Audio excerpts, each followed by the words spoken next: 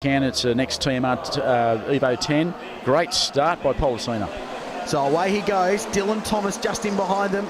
Then down to some of the smaller cars. There, Steve Briffa. Watch the big HSV fire through. That's 6.2 litres of Aussie V8 grunt. Chevy V8 grunt to be technically correct. But once again, it's the Evos leading the way and the little Shannon BMW. I reckon this is one of the big cars to watch across season 2012. Great new car to production car racing. Yeah, absolutely. As you can see, he's mixing it with the Evos. That's what some of the guys have been looking for. A bit of competition from a two-wheel drive car, Richard. So Policina takes the lead. Costero back to second. This is one of the few segments of a lap that Stewie hasn't led in a while in AMC racing. Look at the stack of cars at the back. You've got BMWs, they're all there. Look at the Policina in front. That's not something that Costero and Tully can be used to. Look at Camilleri coming through. Now talk us through the rules of this race. There's a pit stop in it for S. This is the giant Beautiful. killer. Oh no. More smoke from the back of the Mazda and it could be game over. I'm not sure what that is, obviously, but there'll be flags out, obviously some substance. Pete, pull it up, Pete O'Donnell. And so there's obviously oil being laid down. Your first thought, blue smoke out the back of a turbocharged car, that it's popped a turbo. There's a lot of oil coming out of that car. You could see Jake then trying to turn the wheel on the rear of the car like a shopping trolley, just a mind of its own. So he's laid a nice trail around the racetrack there through turn 1 and 2. Another TMR car, which is a great effort. This is his first outing in the... Oh, wow, big moment, big moment. Jim Policina loses it at turn 1, fastest point of the racetrack, and he's lucky that thing's got four-wheel drive. Otherwise, he would have ended up buried in the banking there at the start of the old drag strip. Geez, that would be the oil. He's obviously driven into that unsighted first lap round from the blow-up, and just unfortunate that he's the rear stepped out, and he's gone. Here we are, we're on board, we're looking back. Check this out. Turns in, and the rear just lets go. That's a good 220 odd kilometres an hour. Wow, big moment. There's the old drag strip we were talking about, and hopefully he'll be able to select first gear and drive on. Aaron car in front as Mark Eddy, I think it is in the Network Clothing car, drops his slightly later model car as Briffa up the inside of Thomas and way too hot. Trying to pull 3,500 tonne of Commodore up. They make them heavy, the HSVs. Yeah, it's the heaviest car out there. Most of these vehicles are probably weighing in around 700 kilos, and that's way over it. We're going to take a break from... Two cars, you might as well drive it. Why not? Now, this is a replay. We saw this before we went to the break. Steve Briffa, maybe eyes a little bit too bigger than his stomach there. Yeah, look, it's very difficult to outbrake an Evo four-wheel drive that's half the weight in a Commodore, but great effort from Steve to try to shove it down the inside there. And this is on board from Thomas. Good situational awareness to see this big red HSV firing up the inside. Great replay. Well captured by our onboard cameras on top of the Evo. Oh, as far as the driver's concerned, great effort from Dylan there to actually... That's got to be one of the best used production cars in Australia, surely. Yeah, I've said it before. I drove it in 2001. And, yeah, look at this. The Sharon's the only Mini out there in Class I, and they're off the road. So the class battle decided right there. So unfortunately for the Sharons, they've parked in the Ruddle Gun. So production car racing at its finest. So this last lap, it's on between the BMWs. The newer one in front, not getting the turn in there. See the car, he's had to go back to the brake to get it to settle itself down, get into the corner. And Peter's on the hunt for the class win. This has been a great comeback drive by Pete O'Donnell. He's really come on as a racing car driver and looks up the inside. There's a bit of contact. They're side by side out of two. There's no love lost there, just driving to the back of it, and close racing is what we're on about. Sharon on the inside. Battle of the bragging rights between the two BMWs, but here's the checkered flag. The juggernaut continues. It's another one for TMR Australia. Costero and Tulloch once again dominate in the AMC. And here's this battle. It's still warring. Sharons haven't given up yet, but I think O'Donnell might have this one in the bag. Yeah, the rear tyres on that orange BMW look very, very jaded. Look, Peter's just calmly turning. He didn't get near the apex, but still did enough to get the car turned in. Quick exit. Look, we never know. There you go. I'd say the orange car's got some issues with its rears. Great comeback drive, but this is a really promising performance by the Shannon team. They stick with this, get this car developed and up to speed. It's going to be a real dark horse. Can't wait to see it at the next round at Phillip Island. Oh, look at that bit of drifting. You said his rear tyres might be gone. I think you're right. Well, if they weren't before, they are now. Definitely gone now. Well, maybe a bit of last corner shenanigans there from Shannon. Well, he's enjoying his motor racing, and that's what it's all about.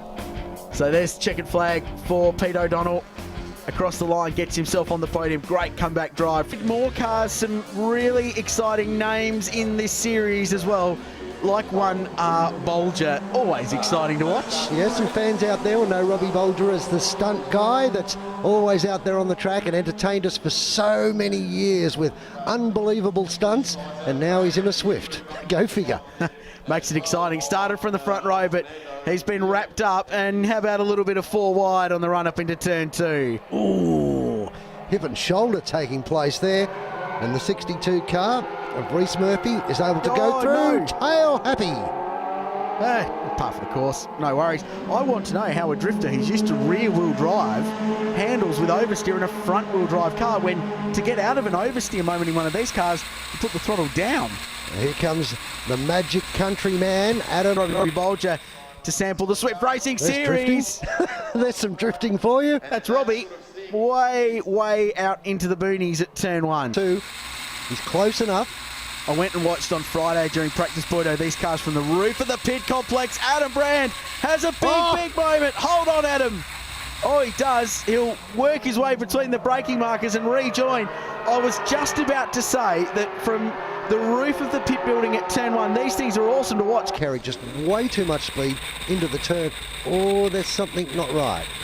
Final lap, Fernando Well. We're on board the Project D Drift School car. Also great to have High-Tech Oils on board the Australian Swift Racing Series this year as a major sponsor. Gee, they've stepped up their involvement in the sport in the last 12 months. And well, backing it into the corner, drift style.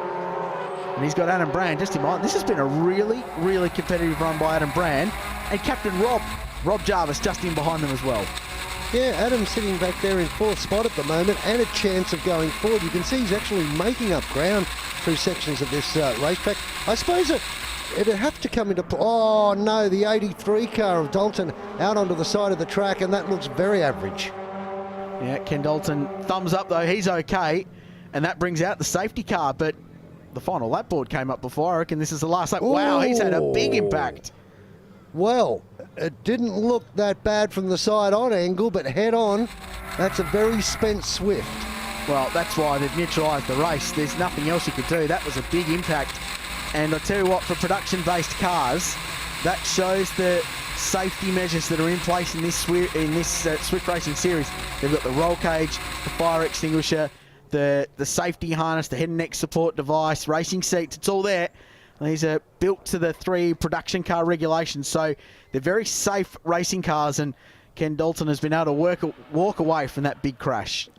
Well, it'll be interesting to see what happens now. The safety car is out on the circuit. The race leader has picked up the safety car. So Alan Jarvis will cruise across the line, and he'll actually win the race, so they've put the checkered flag on it. Thought they might do that. Call the race. It saves a lengthy recovery. Race 1. And unlucky in race 2, I thought as well. They get off the line. Jarvis leads them, but automatically comes straight under attack from Brand, who's prepared to go the outside. Well, he's seen a bit of that part of the track, hasn't he? He has. He had a big moment there in race 2. Oh, Fernando gets turned round. Well, was given a twirly-whirly. Fortunately, just jumps onto the escape road and drives off, but he's right at the back of the pack now. And on the limiter, so that gives you an idea of how fired up, shall we say, he is. He'll be in the limiter inside the car as well. He's held on the whole way from the start-finish line. He's still side-by-side with Alan Jarvis. The Achilles radial car is under all kinds of pressure from the country music superstar, or racing car driver who dabbles in country music in his spare time at the moment. Oh, just picked up too much of the ripple strip there. That almost opened the door up for Jarvis to get back 1st spot. And let's be honest, Alan's got a bit of experience in these cars. Well, reigning champion, number 1 on the door. Here's the move, Rob Jarvis. Rob. And Fernando did exactly the right thing. He floored the throttle, and that puts power to the front wheels. Obviously, these cars being front-wheel drive, and it drags the car straight. Ready? Gee, he was lucky not to get that concrete wall. And these things on such a short wheelbase turn so quickly, they point and dart into a corner. So he did a very good job to drive out of that. Adam Brandman when they're in the rear end and just drive their way through the corner. There's Robbie Bolger, shortcutting on the inside, going the long way around on the outside, sliding. Well, he's done a bit of drifting himself. He has. He's done well. What Rob was able to do there. Sit back, maintained control. He knew the car he had underneath him, waited for the slight mistake from Murphy and just went bang, straight up the inside. No panels damaged, nobody hurt, no tempers up, everybody happy, except for Murphy. You know it's a nice move because Murphy gave him a thumbs up when he overtook him. So I think that's pretty good racing. Gentlemen. Yeah, absolutely. So here's Murphy. What can he do? Can he fight back? That's the next question. This has been a great fight the whole race long. And Captain Rob has worked his way forward. Meanwhile, out in front, Alan Jarvis driving away from Adam Brand at about half a second a lap. He's pulling a margin, but this is the battle for third place. And look, Murphy will do well to hang on to the back here of Rob Jarvis. Well, he's going to have a bit of an attack by the looks of things, but stay behind him and learn what Rob's doing. At the end of the day, you know, we saw the thumbs up, and jokes aside, you know, and I know, we've both been competitive in cars before and go-karts. When you're overtaken, you're overtaken. Was I competitive in the car once, wasn't I? I'm trying to look after you here, bro. Thanks, Paulie. Here's Jarvis, Alan, that is, son of Rob.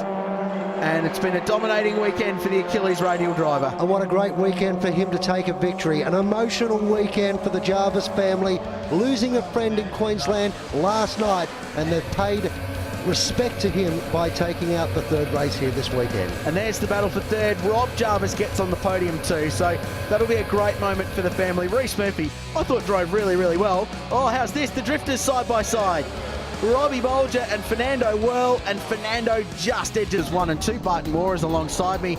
Bart, you've not raced these cars, but they're always close, they're always competitive. And in race 1, Michael Tancredi got a very good start, worked his way from the back. Ross McGregor not so much. No, that looks like an engine there, so that could be definitely the end of his race and make it difficult for the rest of the weekend. You see the crew there trackside clean the track up. And that brought out the red flag. The field was forced to pit lane. They then re-gridded and started the race from scratch. This time it was Adam Beechey who got the best start, but got a little dicey down to turn 1. That's pretty close, not much room between them, but giving each other just enough respect and room to get through. And Hayes out in the grass doing some lawn mowing out there. Yeah, a little bit of contact there at turn 2. In the end, Adam Beechey, the reigning champion, came through and took out the first sprint race. The second race was another changed up grid after a lucky dip draw in qualifying. Michael Tancredi started from a little bit further back, and this time it was the Donut King car from the front. Yeah, you can see on board there how violent these cars are up the line. You just don't realise watching them on the outside. And a good move down the inside there, Michael, at turn 9. Just managed to hang on to it, needing all the bit of extra road they've given the drivers on the outside of turn 9. Yeah, they're pretty lucky they've paved that. And in fact, Chris Stevenson used a little bit more. Alan Hill didn't quite need to use the new bitumen runoff at 9, but had a fairly big spin in car 25. But once again, the defending champion, he's back-to-back already. Can he make it 3? Beechey wins race 2. We wait for the start. There was a long delay there for the red lights to go out, but Beechey gets a good getaway. He'll have the line into turn 1, and positions for turn 3 getting very interesting coming to the quick turn 1 at Eastern Creek. Oh, 4 wide. Hello. Jeff Waters looking up the inside in the Automobility car. Couldn't quite get there. He's got Alan Hill on the outside. Jordan Symes has gone to 3rd, so a good start from the young man. Stevenson now at the inside. 3 wide into turn 2. Doesn't quite go. McGregor has to use a bit of grass to get around. That's tough going in any car, let alone the Commonwealth Cup. Oh, it really hasn't been. Ross McGregor for 3rd place. 1 lap to go at Eastern Creek, and Tancredi has dropped right off the back. Big slide. Big slide. Just hanging on to it. Oh, I bet he's glad that bitumen is on the outside of turn 1 there, Richard, because he would have been gone on grass. Well, that's one of the new improvements they've made around as part of this big $9 million upgrade the ARDC and the government's putting into Eastern Creek Raceway. Some paved runoff. Have a look at this. So he misses the apex here and just loses the rear straight away. He knows he's in big trouble. Speedway style through turn 1 at 200 kilometres an hour. That's a big save by Michael. Well done. He had a full turn of lock on the steering wheel. You don't often hear it, but not so much for this guy. A commanding lead, and what a perfect start to his title defence of a title defence. He's won it 2 times in a row already. Beechey looking to make it 3. Yeah, look, he's just showed his class. He had pressure there at the start. Obviously had his car set up to come strong at the end, because we've seen what trouble some of the others have been in this heat of the day at Eastern Creek. Checkered flag, Adam Beechey. A perfect weekend and a clean sweep at Eastern Creek, and that's a pretty good way to start a title defence. And here's Mr. Excitement today, at least. Michael Tancredi crosses the line, and he'll grab 2nd in the race and 2nd in the round as well. Well done, Michael. Ross McGregor, good comeback drive from the rear of the field. He gets third for the race, a solid round result despite the blown engine. Two highlights of the Kumo Tyres V8 Touring Car Series, and after dominating race 1 on Saturday, young Josh Hunter was looking to make it 2 from 2. He got off to a slow start though, and Jim Pollicino made a very good start, but wasn't quite so good as Mark Shepherds, the CEG rental driver, carved his way through the field from a little bit further down than he'd like to be. Morgan Harbour was running on his own. Unfortunately, Justin Geary just in front of him had a fairly large off at turn 6. Battle of the Commodores, Pollicino and Loadsman had a pretty hearty little battle for the minor podium positions, but out in front, absolutely no one was going to catch the flying Sydney Sider. At 16 years of age, Josh Hunter won his second race from 2 starts at Eastern Creek in the Fernandez Motorsport Falcon. Loadsman held out Pollicino for second, with the Tasman Motorsport car coming across the line in. Oh, away we go. And Hunter slow away. Slow start from the man who's dominated the weekend. Now Loadsman leads the charge into turn 1, and Josh Hunter is being swamped by the field. Absolutely eaten up there. A little bit of contact there you saw as well. So Josh is going to have his work cut out for him in this race as a car spins on the inside of 1. I think that was Jane. He's facing the wrong way. It's not. It's one of the CEG rental cars. So Jane drives through. That's a big place to have an incident. Very lucky not to get collected there as we see another car off out into the dirt. That is Jane. So he's ran wide at turn 2. A 5G rental car. Now remember, Mark ended up parked on the other side of the racetrack. Great start though from Mark there. And he's just copped a hit in the left rear. Not sure who from. I think it might have been Justin Geary, because he's the other car off there. And that's just spun him at 1. He's just a passenger there, really. Here it is from behind. And it was the 23 car, teammate to our race winner from race 2, just gets into the back corner. Here it is from Bobby Jane. Bobby Jane doing a great job there. Ooh, as he squeezed a little bit to avoid all the cars. That's close. How close was that? What, he had to work his way through from a slow start, and it's really been the only fallibility we've seen from young Josh Hunter this weekend. He's still 2 months from getting his road car licence, but he's completing the clean sweep at Eastern Creek, and your round 1 winner in the Kumo V8 Touring Car Series is Josh Hunter. Scott Loadsman 3 for second, really good drive. Jim Pollicino third. Morgan Haber will hold out Teb and get 4th. That's it. I mean, Jim Pollicino's got to be happy with his weekend as well. Consistently third